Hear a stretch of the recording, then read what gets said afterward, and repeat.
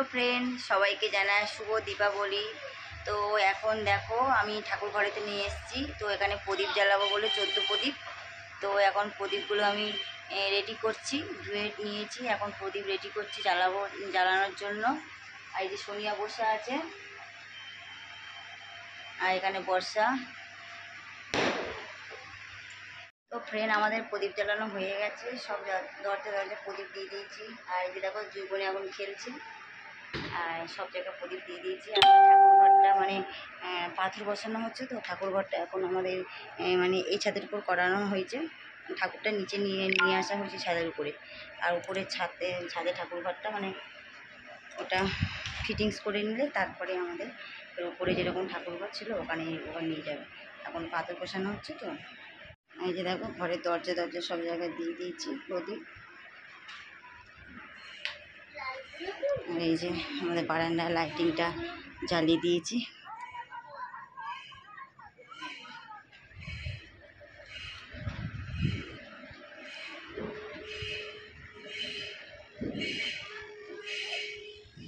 সব জায়গায় ঠাকুর ঘরটা এখানে এই ছাদের উপর নিয়ে আসা হয়েছে।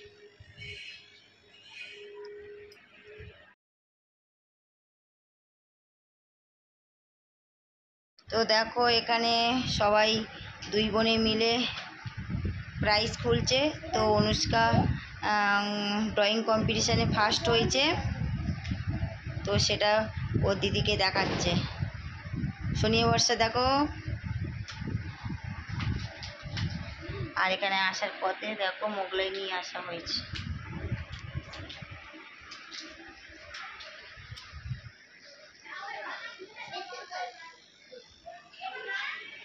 তো আমরা খাওয়া দাওয়ার পরে এখন ছাদের উপরে এসেছি, অনেক বাজি ফাটানো হয়ে গেছে, আর এখন ফানুস সরাচ্ছে। তো চলো তোমাদেরকে দেখাই। তো দেখো ওর বাবা সোনিয়া ফানুস সরাচ্ছে এখন।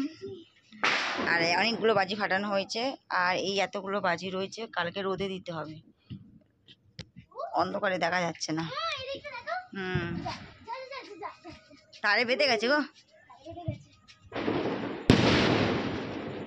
আমাদের বর্ষা। এই যে না ওইদিকে তার নেই। ও রোদ খাওয়াতে হবে না, ধরবে না। ওই তো ধরেছে।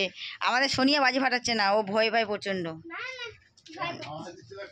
সোনিয়া এই যে কত ফাঁকিটা উড়ে যাচ্ছে।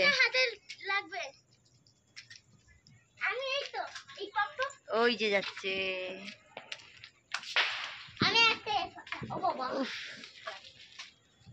কোনটা ফাঁকিটা কত যাচ্ছে তা শুনিয়া।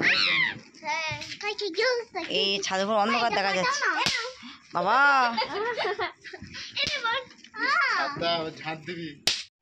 তো দেখো আমাদের ফানুসটা কত দূর চলে গেছে, একদম ও অনেক দূর চলে গেছে, ওই যে দেখা যাচ্ছে।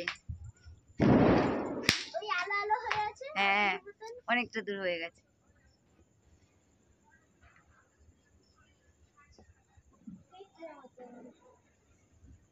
এবারে পড়বে মনে যতক্ষণ না আগুন লেগে যাবে ততক্ষণ এবারে ওই যে পড়বে।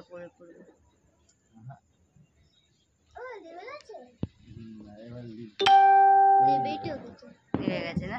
হ্যাঁ এবার নিভে গেছে।